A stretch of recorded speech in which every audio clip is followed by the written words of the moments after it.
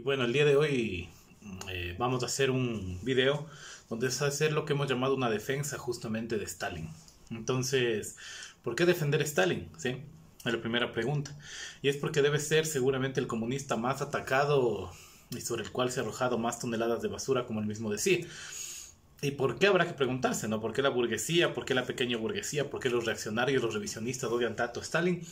Y es claro que justamente eso tiene que ver con el papel que Stalin jugó en la historia. Stalin es, sin lugar a dudas, el comunista más destacado quizá de la historia de nuestra ideología y nuestros partidos. ¿Por qué? Porque Stalin fue el que llevó adelante los procesos más importantes durante el siglo XX.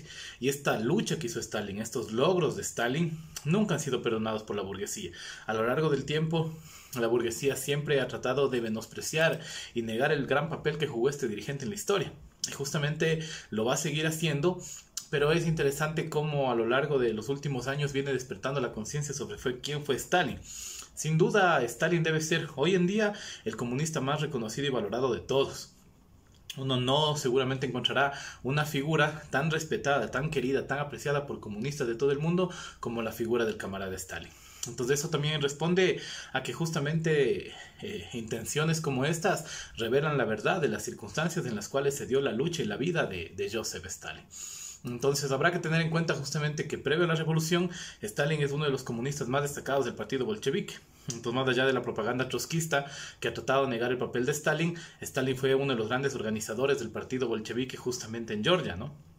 Donde dirigió decenas de huelgas y donde ya se convirtió justamente en un objetivo de la policía de ese entonces, que perseguía justamente a los dirigentes revolucionarios de su tiempo. Y Stalin era uno de los más buscados. Stalin es el bolchevique que estuvo más veces en la cárcel, ¿no? Stalin estuvo 7 veces en la cárcel, de las cuales se fugó 6, y en la séptima no se fugó y estuvo justamente hasta los albores de la revolución, justamente en el año 17. Y justamente fue perseguido y detenido porque Stalin era de los más peligrosos bolcheviques, y no ha de haber sido porque era simplemente un operario de segunda fila en el partido, sino porque era un dirigente sumamente importante.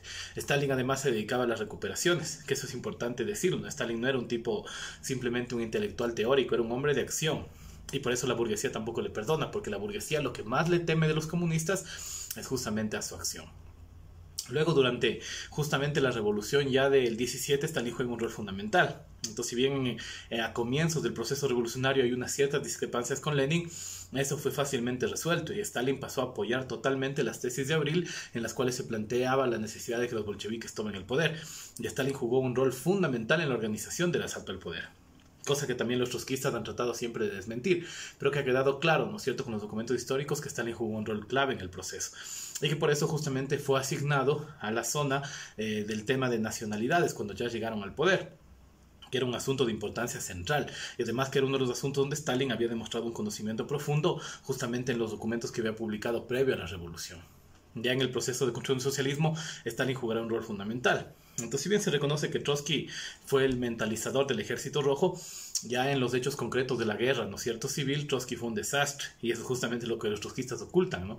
Es decir, las directrices militares de Trotsky fueron un fracaso y por poco conducen a la derrota del régimen bolchevique, mientras que Stalin fue uno de los actores fundamentales justamente de estas luchas. Entonces, Stalin se convierte en el gran defensor de esta zona, y eso hará que la ciudad luego, ¿no es cierto?, cuando ya pase el tiempo, vaya a llevar el nombre de Stalin, porque fue justamente él quien defendió esta de las tropas blancas. Entonces, Stalin en la guerra demostró grandísimas habilidades militares, además de todo el trabajo que venía realizando con el tema de nacionalidades, con el Soviet, etcétera, etcétera, que hará que antes de la muerte de Lenin ya sea nombrado secretario general del partido, que es a lo que se trata de ocultar, ¿no?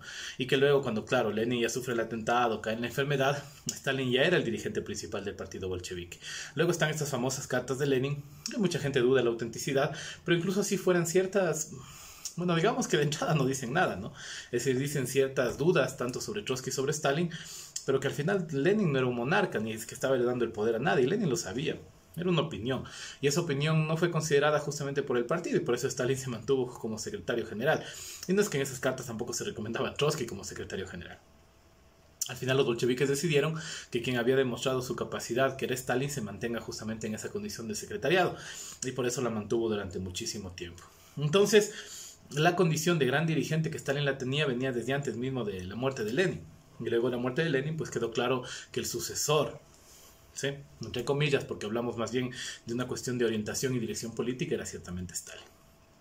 Luego Stalin afronta los periodos más duros de construcción del socialismo, ¿no? La nueva política económica, los planes quinquenales, la colectivización, los procesos de industrialización y lo que fueron las purgas. Es decir, a Stalin le tocó batallar muy fuerte, porque además toda la conspiración, ¿no es cierto?, de los trotskistas fue realmente muy fuerte. El asesinato de Kirov, los sabotajes, los intentos de pacto con el fascismo, con el imperialismo para tratar de derrocarle a Stalin, fueron el pan de cada día. Y en las purgas de Stalin tuvo que demostrar justamente fuerza, tanto en un primer momento para detener toda la conspiración de los trotskistas, como luego también para frenar los excesos que se hicieron en las purgas, porque era necesariamente iba a ser así.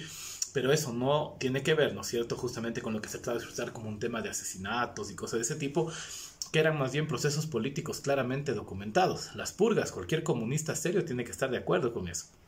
Las purgas son totalmente necesarias. Los partidos, y no solo los partidos en el poder, sino los partidos en construcción, se llenan de elementos reaccionarios y cada cierto tiempo es necesario purgar esos elementos, porque elementos de otras clases ingresan en el partido.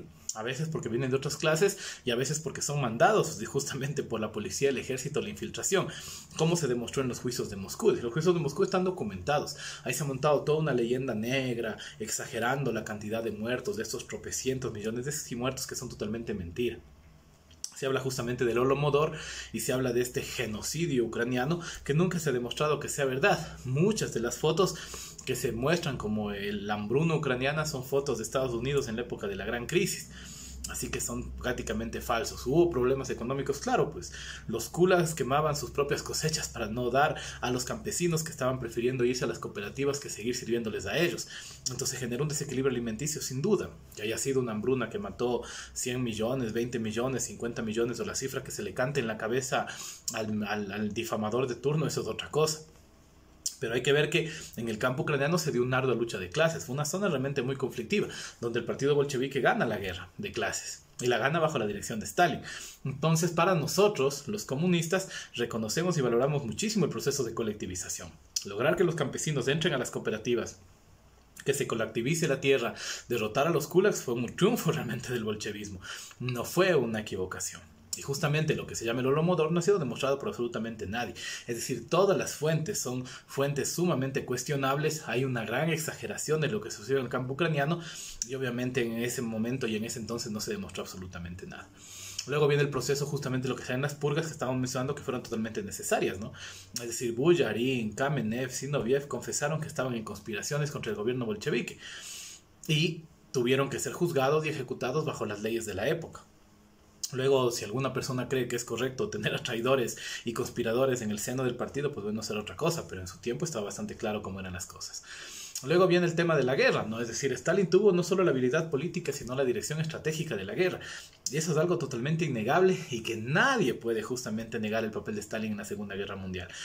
Stalin ya había demostrado sus habilidades militares y su capacidad de acción estratégica no solo ahí, sino incluso en la República Española, ¿no? Donde las fuerzas soviéticas, dirigidas justamente, ¿no es cierto?, por todo lo que era el partido, tuvieron una gran participación en la guerra civil española y hasta que no se retiraron de las internacionales, ciertamente la república tuvo la ventaja sobre los fascistas. Cuando comenzaron justamente las conspiraciones trotskistas, los cuentos de los anarquistas y todo esto es que se fragmenta el bando popular y eso permite que los fascistas derroquen la república. Pero mientras la vanguardia estuvo dirigida por los soviéticos y por las brigadas internacionales y finalmente por Stalin, pues la república estuvo muy bien. Incluso si no hubiera sido así, es decir, ser el único país, ¿no es cierto?, que apoyó a la república cuando todas las potencias le dieron la espalda, habla justamente de lo que era Stalin. Y ya justamente en la guerra, la derrota de los fascistas, es decir, ¿quién termina derrotando a los nazis? La victoria de Stalingrado, de Leningrado, tomar justamente Berlín y derrotar a la bestia fascista en su propia guarida, además de toda la inteligencia política que tuvo Stalin, que es reconocida por el mismo Churchill, que es reconocida por Roosevelt, por Truman, que es reconocida por Kissinger y por todos quienes en esa época estuvieron presentes en los acontecimientos, saben que Stalin era un político brillante. Stalin era tan brillante que les convenció justamente a Churchill y Roosevelt que los soviéticos iban a entrar primero en Berlín. Entonces eso habla de una habilidad diplomática política gigantesca, sin mencionar todo lo que fue la liberación de Europa. Es decir, la liberación y la derrota de los fascistas fue porque la Unión Soviética encabezó la lucha y porque Stalin estuvo al frente. Luego, por ejemplo, se ha tratado de desprestigiar el rol de Stalin en la guerra, pero incluso las memorias, ¿no es cierto?, de lo que fueron los militares soviéticos de la época, las memorias de los generales que en ese entonces estuvieron en combate, que incluso luego fueron parte del grupo traicionero que estuvo junto con Khrushchev, reconocen justamente el papel que tuvo Stalin en este conflicto, y que el papel de Stalin fue un papel fundamental, un papel de organizador. Y eso está reconocido. Y finalmente, cuando terminamos venciendo los comunistas a los nazis en Berlín, fue bajo la guía de Stalin. Y eso será quizá lo que nunca le van a perdonar a Stalin. Es decir, que Stalin aplastó a los fascistas y derrotó justamente la prepotencia imperialista de Hitler y Mussolini y les acabó. Y les redujo a su mínima expresión. El triunfo sobre el fascismo fue uno de los grandes acontecimientos del siglo XX, sin el cual quién sabe qué hubiera sido el destino de la humanidad y de Europa. Stalin fue quien dirigió esa guerra y quien pudo vencer a los nazis. Luego nos cuentan la historia de Normandía y la ficción de Bastardos sin Gloria, pero no. A Hitler no le derrotaron los gringos en París. A Hitler le derrotó Stalin en el mismo Berlín. Y eso es algo que seguramente es sumamente importante. Y luego el proceso de reconstrucción de la Unión Soviética y Europa del Este, ¿no? Es decir, un proceso gigantesco de reconstrucción que implicó justamente una gran movilización económica, una gran capacidad política, una gran capacidad de acción. Y que se supone que en esta época es cuando la Unión Soviética alcanza el estado de socialismo, ¿no?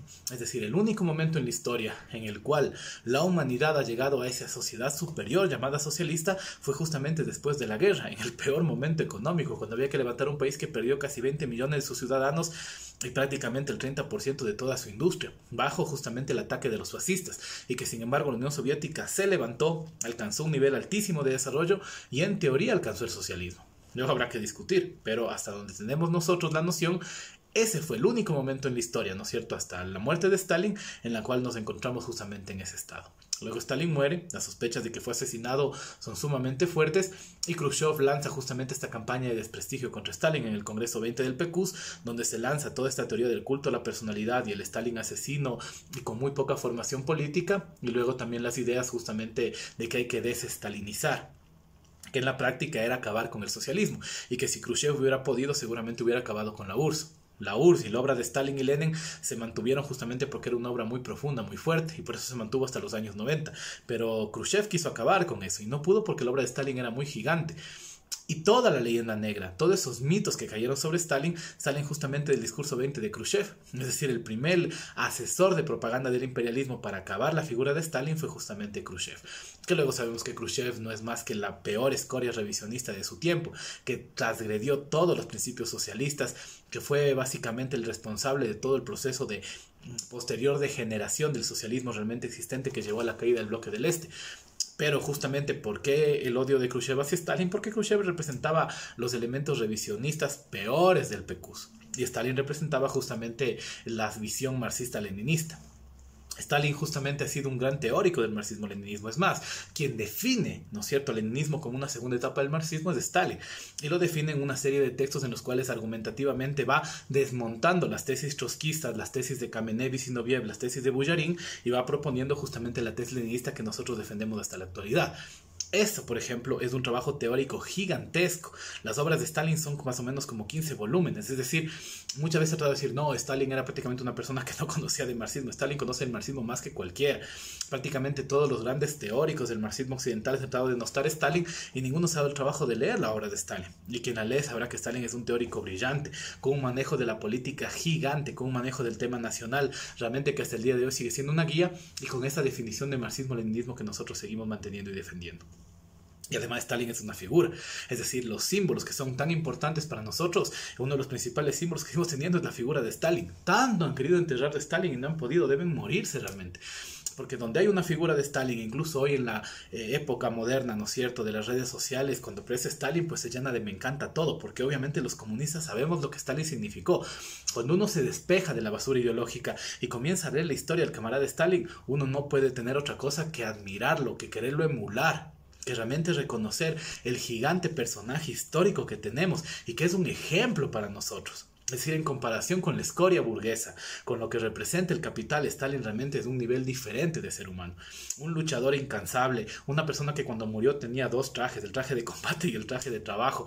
Una persona que nunca le pudieron probar ninguna de las mentiras de las cuales se le acusaron. Un teórico y un práctico absoluto. Una persona de una voluntad inquebrantable, de una humildad gigante y de una habilidad de inteligencia política que envidian todos, que arrasó teóricamente y despedazó a Trotsky. Ese es el camarada Stalin.